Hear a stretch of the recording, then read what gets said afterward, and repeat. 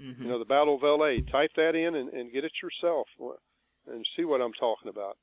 You know, the Socorro, New Mexico sighting. All of this is right out there at our fingertips. Unbelievable. And that's why it's hard to keep this subject covered up. We're an open society in that. I always said, you imagine the government ever would come out and say, okay, UFOs do exist. We'd have people coming out of the woodwork with their own personal sightings. Do you believe that, Brian? Yeah, I sure do. There would be people coming, well, I'll tell you what I saw, you know, because they would feel okay by it. They feel at ease. Do UFOs play a role in a New Order type scenario of global control? I don't know. That's a good question. It's hard to say. I know what's interesting is like when Japan had that nuclear disaster over there, whether or not it actually happened, there's some reports we got that UFOs were hovering over that. When Chernobyl disaster over in Russia happened, there's reports about, UFO hovered over there and made it so it wasn't so bad as it could have been. Now, whether or not that's true or not, I can't tell, but there was reports like that. Well, the only way you could really tell is if you were there and seen it, you know, seen the UFO hovering over that nuclear plant. So if that's the case, it kind of makes you feel good that, you know, they're, whether or not looking out after us or what, I don't know, or maybe they have a darker side to it, it's hard to say. But over all the years that I've done research in that, I haven't heard too many dark sides of UFOs in that. There have been a few events in that, but what I'm mostly is, you know, they just observe us. What do you think the connection between UFOs and crop circles are? Well, that's another good question. Back in 2004, I was at a crop circle down by Serpent Mound. You know where that's at? Mm-hmm.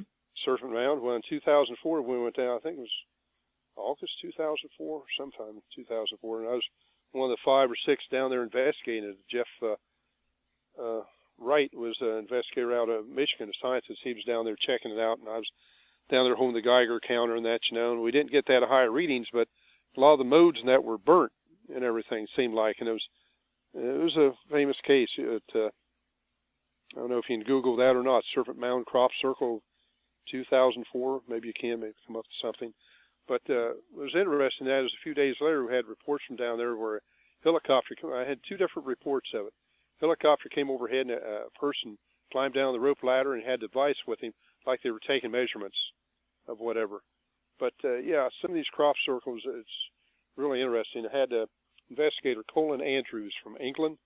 He's one of the nationally known crop circle researchers from over in England. That he came over to Chicago to a conference, and I got to talk to him. That I'd sent him a letter, and he thought the letter was a fake because it said from Circleville, Ohio.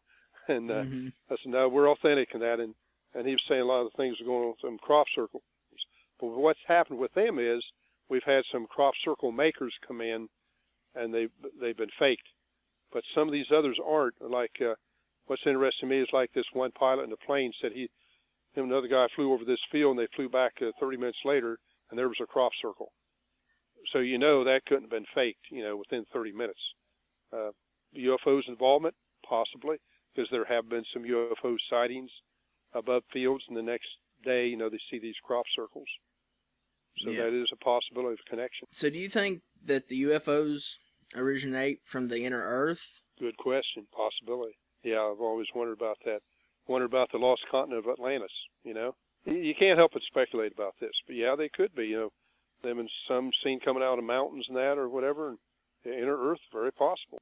Well, it's like I say, I've done this project, the top 50 of the top known UFO events that's happened. And we have, I think, about 5 or 6 of them here in Ohio itself. They say when you do a survey or something, where's the most UFO sightings ever reported? But that's the catch, though. You can't really say, well, Ohio's the leading one, because we're talking about reported sightings. How about the unreported? There may be more unreported sightings somewhere other state that would top the Ohio reported sightings. You know what I mean? Mm-hmm. So it's but of the reported sightings, Ohio is one of the leading states that's been reported. That California and a few others. But over the years, all I can say is this ongoing deal.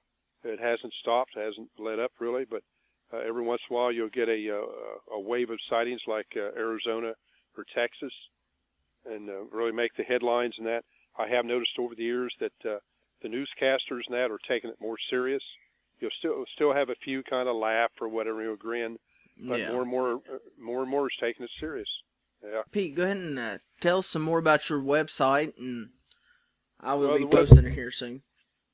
Yeah, roundtownufosociety.com. Now, if you want to come to our monthly meetings, it's open to the public. It's at the Circleville Library at 1060 North Court Street. It's always on the second Thursday of the month. We've been holding them since January of '89.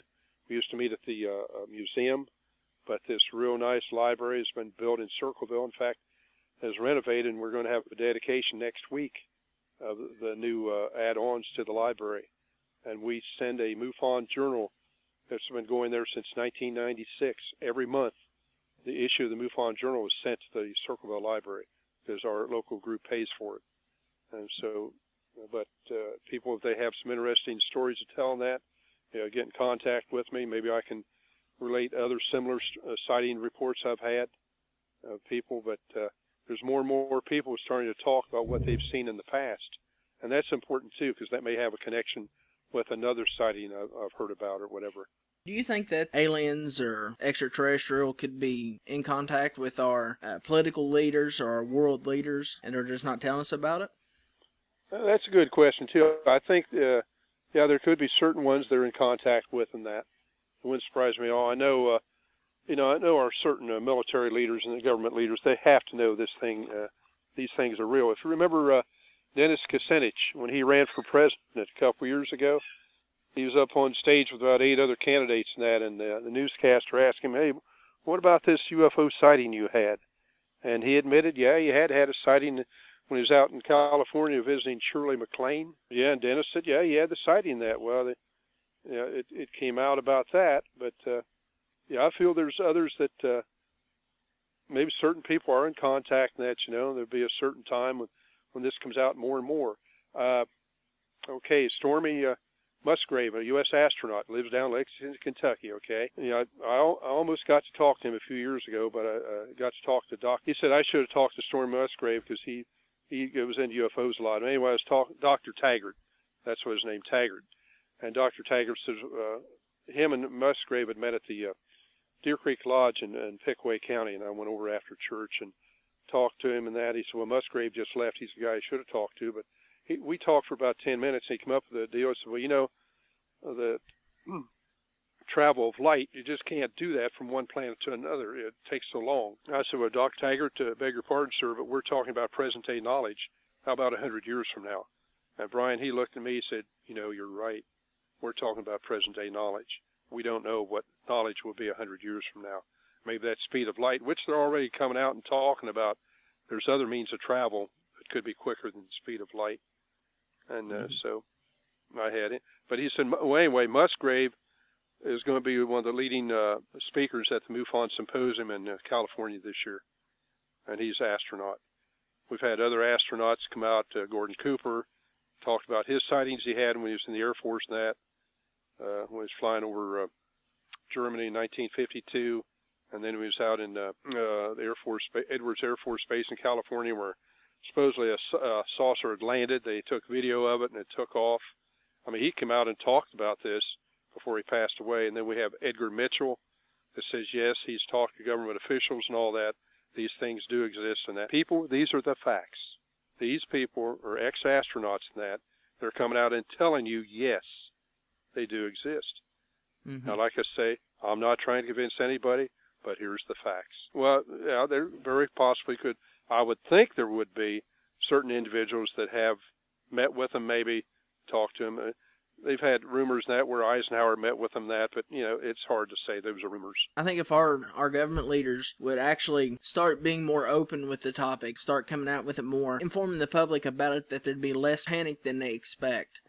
Now, back in the 50s, if they would have came out with it, then there would have been a lot of panic. But I think now our society is more open-minded, that we would be more acceptive. Very good point, Brian. Very good point. I agree with you. Yeah.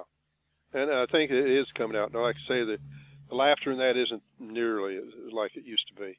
Yeah. And the people do laugh, like I say, they just haven't studied it. They just haven't studied it enough. Mm-hmm. So what it was done is the reverse has happened. I've laughed at them. In fact, I'll never forget on a TV show about a few years ago, Phil Klass was a famous skeptic. he had Travis Walton and his brother-in-law, Mike Rogers, were on, okay? And Travis and Mike was one of the 5 guys with Travis that night that saw the object too, and they even taken lie detector tests and everything to see how this actually happened. Well, Phil Klass was making fun of him. Well, Mike and Travis turned the tables on Phil, and they got Phil so mad, that, hey, here's the facts and that. How can you say it hasn't happened when we were there? And Phil really got upset in that, and that's about the last time I ever saw Phil, but he passed away then, about a year after that.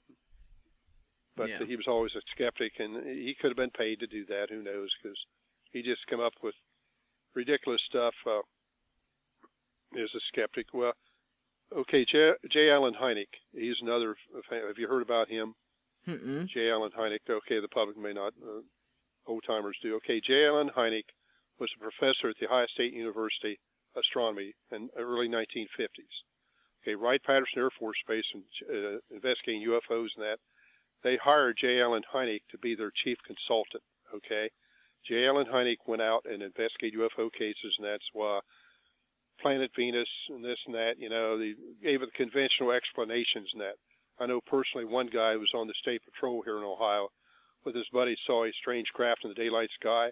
They got a hold of J. Allen Hynek, and he came back and said more or less they were Planet Venus and that, and it really upset the 2 state patrolmen. They didn't even want to talk to him anymore.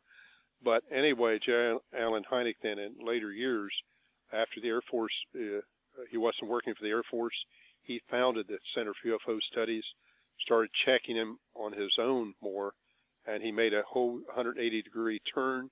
He said, yeah, UFOs do exist.